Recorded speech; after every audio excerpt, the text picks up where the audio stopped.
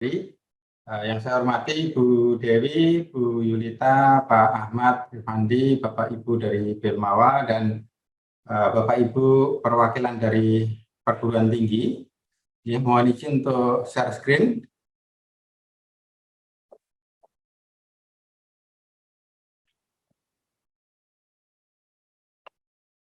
Ya, apakah sudah bisa dilihat?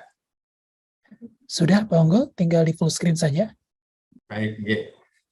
Baik, Bapak Ibu semua, mohon izin ini untuk sekilas overview tentang rekognisi pembelajaran lampau, gitu ya. Mungkin Bapak Ibu semua juga sudah pernah dengar, sudah mengenal ya rekognisi pembelajaran lampau. Untuk hari ini kita fokus untuk yang rekognisi pembelajaran lampau yang tipe A. Apa itu yang tipe A? Ya, jadi sebelumnya ini dari dasar hukum dari RPL gitu ya, berdasarkan Undang-Undang Nomor 12 Tahun 2012 yang terbit 10 tahun yang lalu gitu ya, tentang pembelajaran sepanjang hayat ya, lifelong learning. Kemudian Permendikbud tahun 2020 terkait dengan standar nasional pendidikan tinggi ya, di mana perguruan tinggi harus memberikan kesempatan seluas-luasnya ya terhadap metode pembelajaran untuk menuju mahasiswa dengan kompetensi unggul gitu ya. Nah,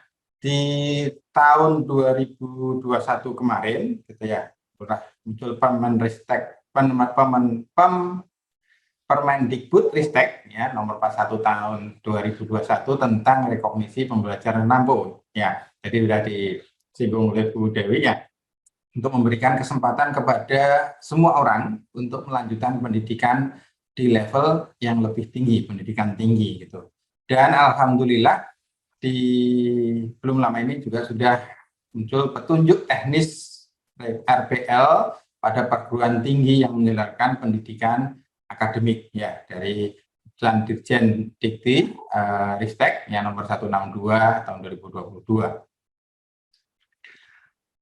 Nah, RPL sendiri adalah pengakuan atas capaian pembelajaran ya seseorang yang diperoleh dari bisa pendidikan formal, non formal, informal, dan atau pengalaman kerja ya, sebagai dasar untuk melanjutkan pendidikan formal atau melakukan penyetaraan dengan kualifikasi tertentu. Kalau yang melanjutkan pendidikan formal, kita sebutnya adalah RPL tipe A, ya. Kemudian untuk yang tadi untuk penyetaraan dengan kualifikasi tertentu itu RPL tipe B.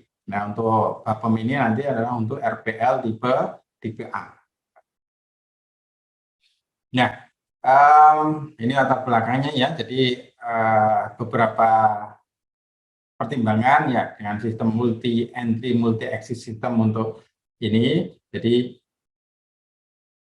sistem terbuka di sini untuk penyelenggaraan pendidikan tinggi ya, pemilihan waktu maupun penyelesaian program itu bisa lintas satuan, lintas jalur maupun lintas jenis pendidikan ya, atau multi entry multi exit system. Nah, dengan prinsip untuk memberikan kesempatan ya terbuka untuk melanjutkan pendidikan jenjang yang lebih tinggi.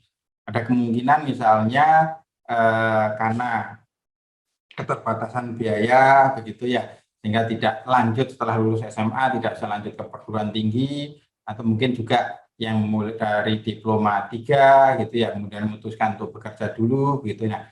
Pengalaman selama bekerja ini nanti bisa kita akui, bisa kita rekognisi, sehingga tidak perlu mengambil semua mata kuliah yang harus diselesaikan. Jadi ada beberapa mata kuliah yang bisa dianggap lulus gitu ya, akhirnya karena dengan dari pengalaman kerjanya tadi.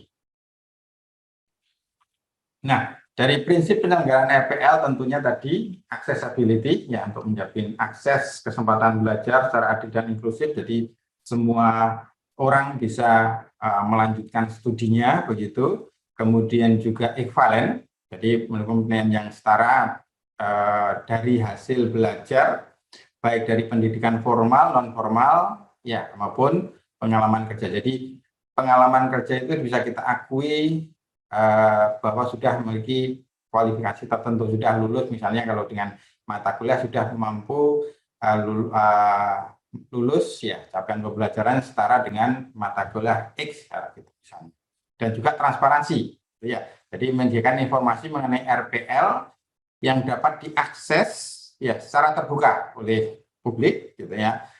Dengan jelas, eksplisit ya dan dapat dipahami oleh semua pemangku kepentingan. Jadi salah satu nanti tujuan dari Bapem adalah untuk institusi Bapak Ibu bisa menyediakan informasi tentang program RPL ini nanti.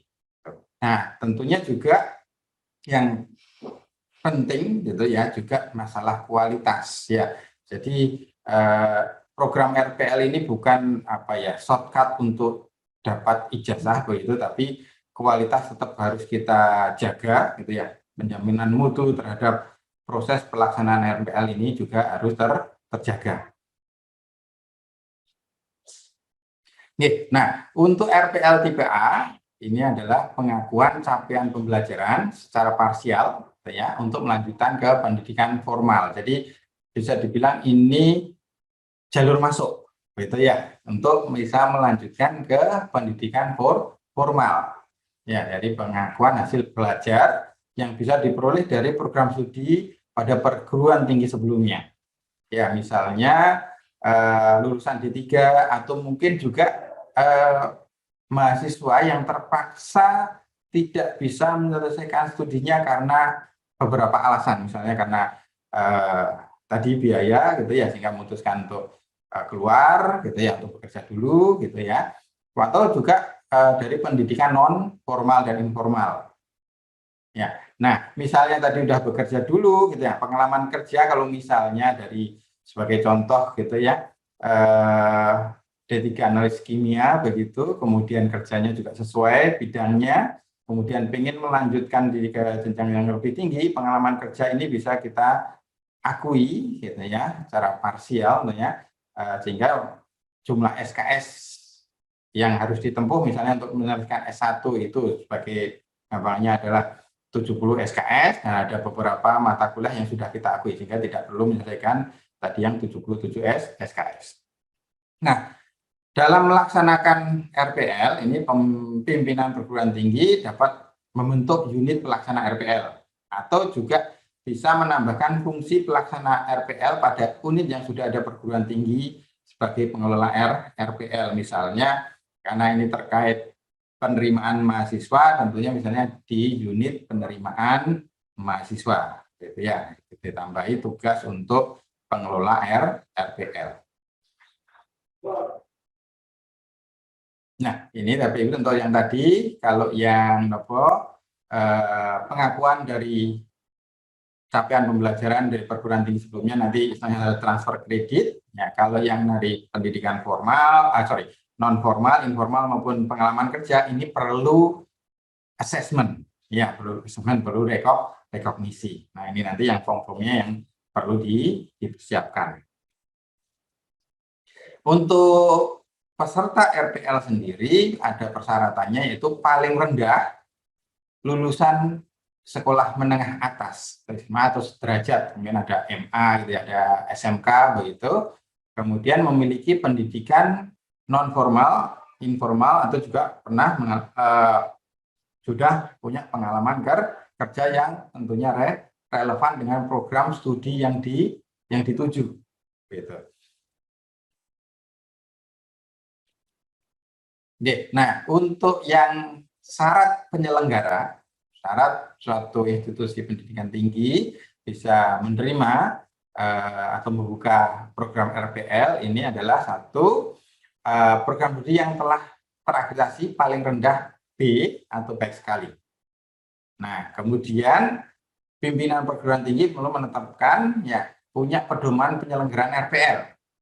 Ya, nah pedoman penyelenggaraan RPL ini paling sedikit bisa memuat ini ada persyaratan calon gitu ya, tata cara pendaftaran dan asesmennya, kemudian skema pengakuannya, dan juga kelanjutan proses pembelajaran.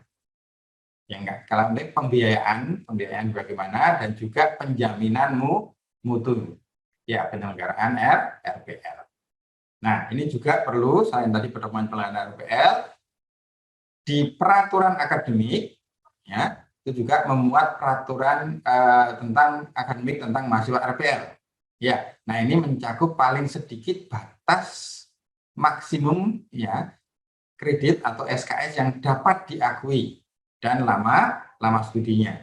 Ya, jadi bukan kok setelah dari RPL ini nanti langsung dapat ijazah, ya, enggak. Gitu. Karena ini adalah proses penerimaan mahasiswa, jadi nanti tetap harus melaksanakan untuk mahasiswa yang diterima tetap harus melaksanakan perkuliahan. Kemudian pengakuan capaian pembelajaran secara parsial diberikan dalam bentuk perolehan satuan kredit semester.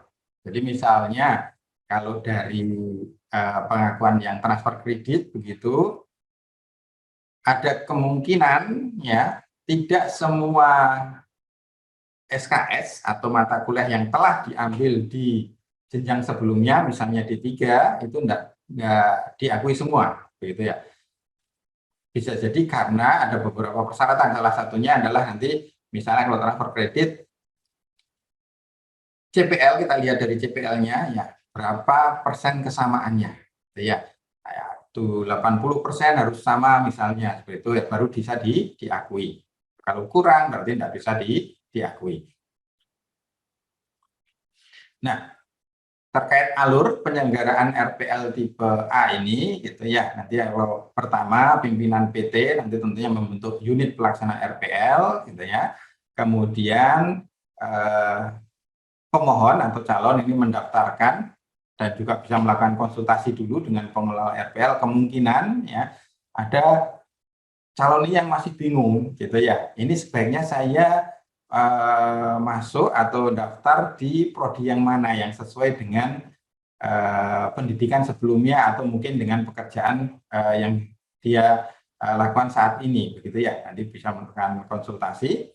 Kemudian kalau oke, oh ini kamu bisa masuk ke prodi ini, gitu ya. Kemudian calon menyiapkan dokumen portofolio ya untuk pembuktian capaian pembelajaran.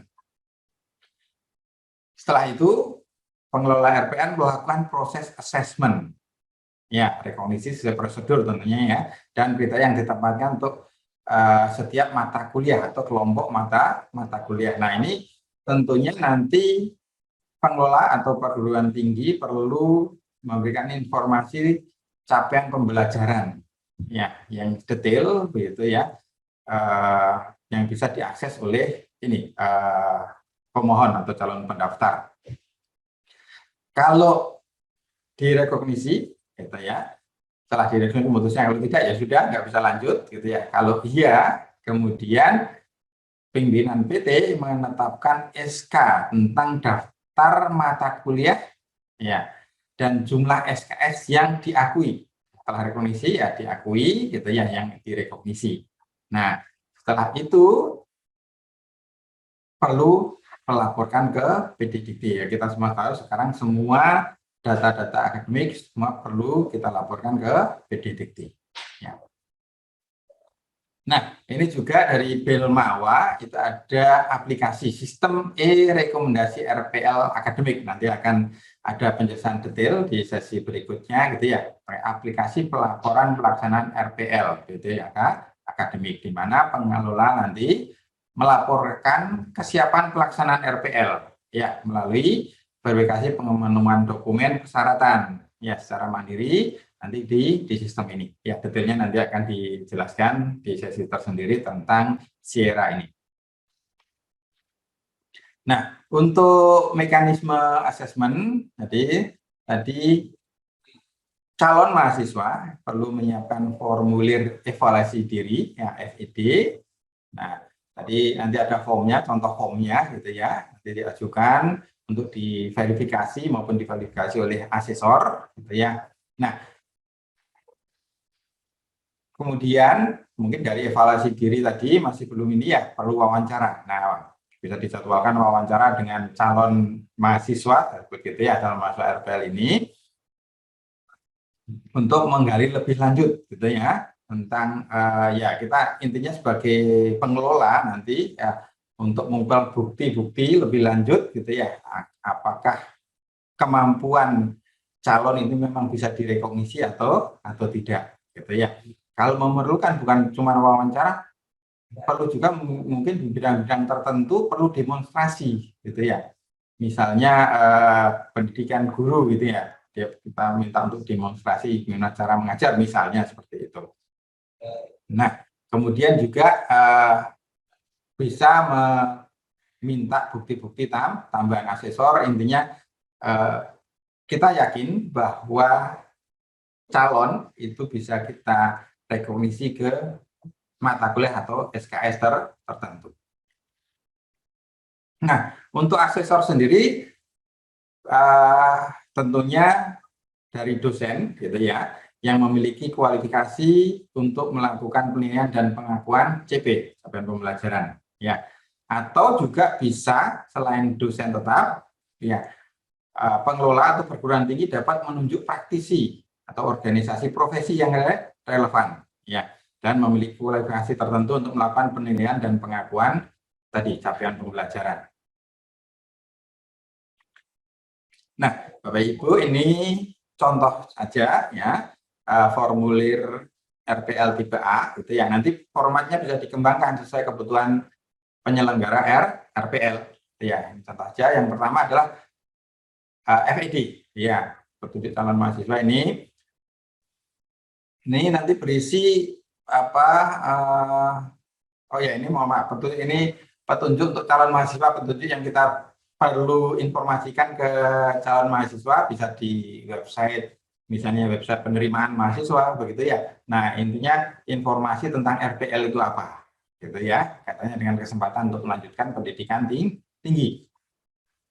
Kemudian kesetaraan antara hasil belajar ya, berupa kompetisi atau capaian pembelajaran yang diperoleh dari sebelumnya non formal informal gitu ya, dengan hasil pembelajaran formal di PT. Kemudian juga instruksi untuk memilih mata kuliah yang akan diajukan untuk RPL ya. Nah, mata kuliah yang diajukan nanti perlu didukung oleh bukti-bukti yang mendukung klaim tadi capaian pembelajaran mata kuliah. Nah, contohnya ini daftar mata kuliah program studi misalnya, nanti bisa di list gitu ya, mata kuliahnya apa saja, SKS-nya gitu ya. Kemudian, nah ini ada centangan gitu ya, apakah mau di RPL-kan atau tidak dari si calon gitu ya. Kalau di RPL-kan tentunya perlu menyiapkan FED, ya, formulir evaluasi diri.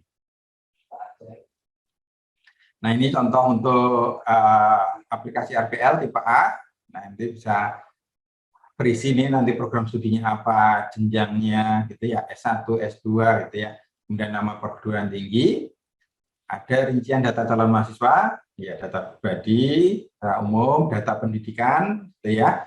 Data pendidikan ini kalau nanti ini bukan dari perguruan tinggi gitu, misalnya lulusan SMA, tentunya program studi ini tidak perlu kalau di SMA kan nggak ada ya program studi gitu ya, nggak perlu ditulis gitu ya. Kemudian pada bagian 2 di sini ada daftar mata kuliah. Nah, ini calon bisa mencantumkan itu ya mata kuliah yang diajukan untuk dapat direkognisi gitu ya. Ya, tentunya ini ada beberapa istilahnya surat pernyataan gitu ya, di sini tanda tangani oleh pemohon. Nah, ini ada lampirannya, yang disertakan adalah formulir evaluasi diri, ya, kemudian daftar riwayat hidup, ijazah dan transkrip kalau misalnya dari pendidikan sebelumnya gitu ya, dari D3, D2 atau D1 ada ijazah transkrip bisa dimasukkan di sini, atau mungkin kalau RPL ke S2 itu juga tentunya ijazah S1. Nah, ini untuk formulir evaluasi dirinya ya. Nanti ada beberapa identifikasi tingkat profesiensi pencapaian dari si calon. Nanti kita minta mereka untuk bisa mengidentifikasi apakah sangat baik. Ya, ini ada beberapa uraian di sini. Kalau sangat baik berarti sudah melakukan tugas dengan sangat baik, menguasai bahan kajian dengan sangat baik dan sebagainya, atau tidak pernah. Nah, gitu ya. Nah, bukti-bukti ini juga perlu perlu dilampirkan gitu ya. Nah, nanti untuk asesor dalam penilaian gitu ya, akan memverifikasi dan memvalidasi apakah ya bukti-bukti tadi valid, ya, asli, otentik, terkini, atau sudah memadai, cukup untuk digunakan untuk merekognisi. Nah, ini contoh formulir evaluasi diri untuk mata kuliah. Ini dicontohkan untuk kimia gitu ya, JM 102, kimia umum 1. Nah, ini CPL-nya berarti 1, misalnya menjelaskan aspek kualitatif dan kuantitatif fundamental kimia, gitu ya. Nah, nanti calon ini, kalau yang kolom pertama ini prodi yang memberikan, gitu ya. Jadi prodi nanti perlu menyiapkan ini, ya, form evaluasi diri ini, semua mata kuliah, itu kan tentunya sudah punya CPL, gitu ya. CPL-nya ditulis dalam form bentuk ini, kemudian yang bisa diakses oleh calon. Nah, calon nanti akan mengisi di sini, ya, menurut dia bagaimana, apakah capaian pembelajaran ini sudah dikuasai ya dengan sangat baik, atau mungkin juga tidak pernah melakukan. Kalau misalnya di pengalaman kerja tidak pernah melakukan hal tersebut. Nah, kemudian kalau misalnya ini ya dia merasa bisa sangat baik dan baik, tentunya perlu dibuktikan, gitu ya. Nah, ini nanti jenis dokumennya perlu diisi oleh calon. Nah, validator, asesor nanti akan memvalidasi, memverifikasi tadi ada apakah valid, gitu ya, apakah memadai dan sebagainya di sini. Di kolom ini diisi oleh asesor. Nah, ini dokumen contoh dokumen bukti pendukung atau portofolio yang perlu dilampirkan, perlu disubmit oleh calon pendaftar RPL ini, ijazah ya, ijazah dan transkrip nilai. Juga mata kuliah yang pernah ditempuh. Nah, perlu juga ini mungkin juga ring penilaian, karena di beberapa perguruan tinggi mempunyai ring penilaian yang berbeda-beda. Ini juga bisa sebagai dasar nanti untuk konversi nilai, gitu ya. Misalnya di perguruan tinggi X gitu ya, nilai A itu 80 sampai 100. Di perguruan tinggi B ternyata 85 sampai 100 atau 90 sampai 100. Nah, ini kan ada perbedaan, itu nanti juga perlu dipertimbangkan. Kemudian daftar riwayat pekerjaan, nah ini bagi yang sudah bekerja gitu ya, dan rincian tugasnya.